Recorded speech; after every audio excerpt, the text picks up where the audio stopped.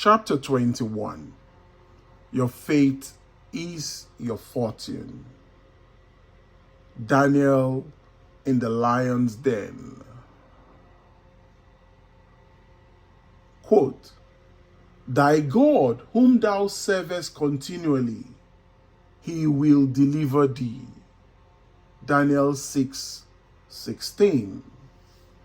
The story of Daniel is the story of every man.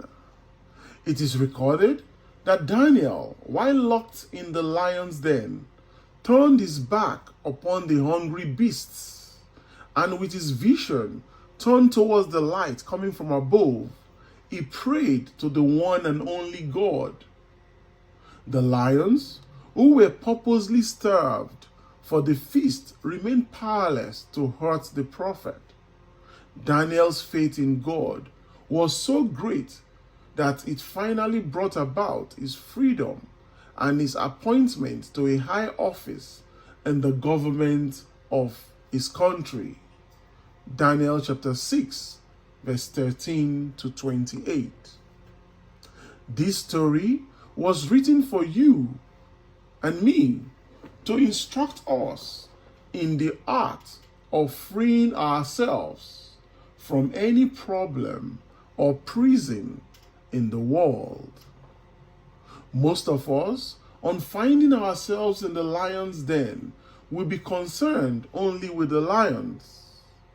We will not be thinking of any other problem in the world but that of lions. Yet, we are told that Daniel turned his back upon them and looked towards the light that was God. If we could follow the example of Daniel, while threatened with any dire disaster, such as lions, poverty, or sickness, if, like Daniel, we could remove our attention to the light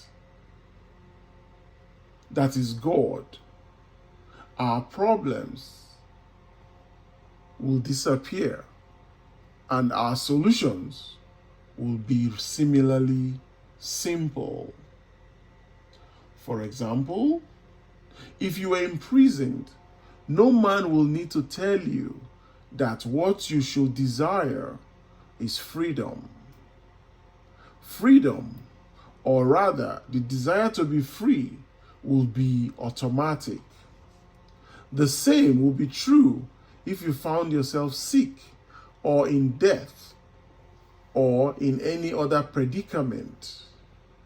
Lions represent seemingly unsoluble situations of a threatening nature. Every problem automatically produces its solution in the form of a desire to be free from the problem. Therefore, turn your back upon your problem and focus your attention upon the desired solution by already feeling yourself to be that which you desire. Continue in this belief, and you will find that your prison wall will disappear as you begin to express that which you have become conscious of being. I have seen people apparently hopelessly in debt apply this principle, and in but a few short time, debts that were mountainous were removed. I have also seen those whom doctors had given up as uncurable apply this principle, and in an incredibly short time, their so-called incurable diseases vanished and left no scar. Look upon your desires as the spoken words of God, and every word of prophecy of that which you are capable of being. Do not question whether you are worthy or unworthy to realize your desires. Accept them as they come to you. Give thanks for them as though they were gifts. Feel happy and grateful for having received such wonderful gifts. Then go your way in peace. Such simple acceptance of your desires is like the dropping of fertile seed into an ever-prepared soil. When you drop your desire in consciousness as a seed, confident that it shall appear in its full-blown potential, you have done all that is expected of you.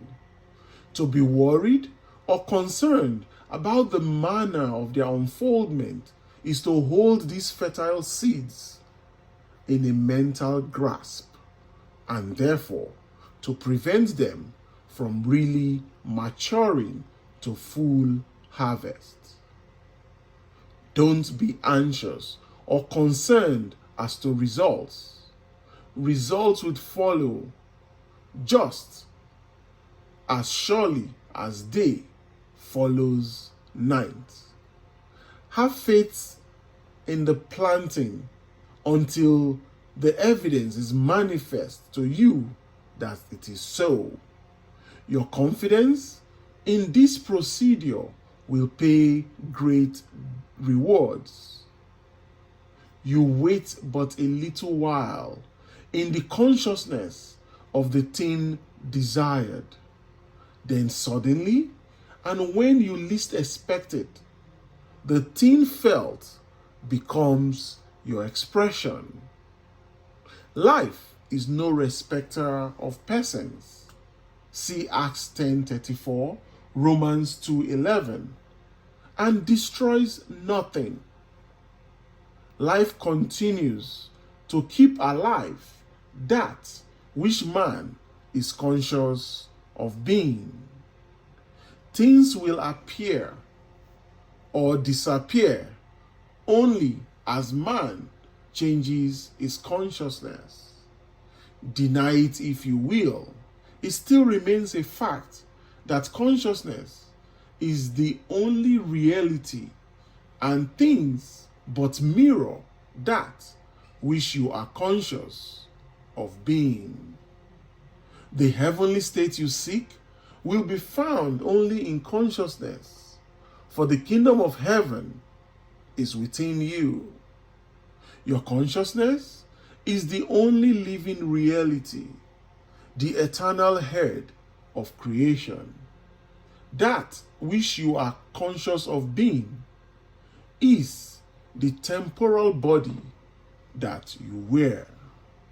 To turn your attention from that which you are aware of being is to decapitate that body.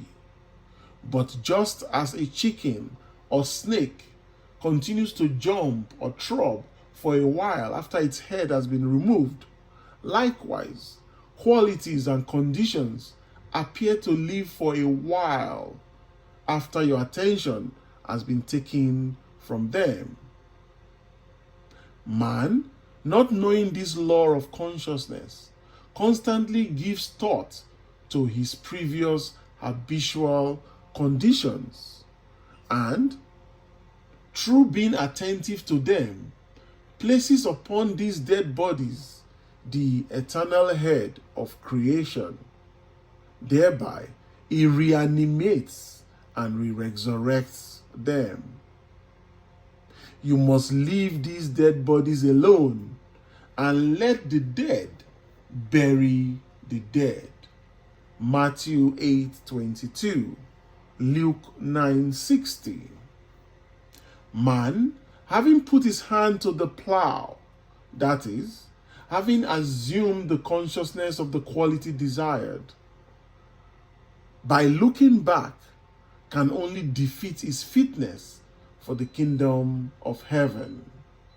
Luke 9:62.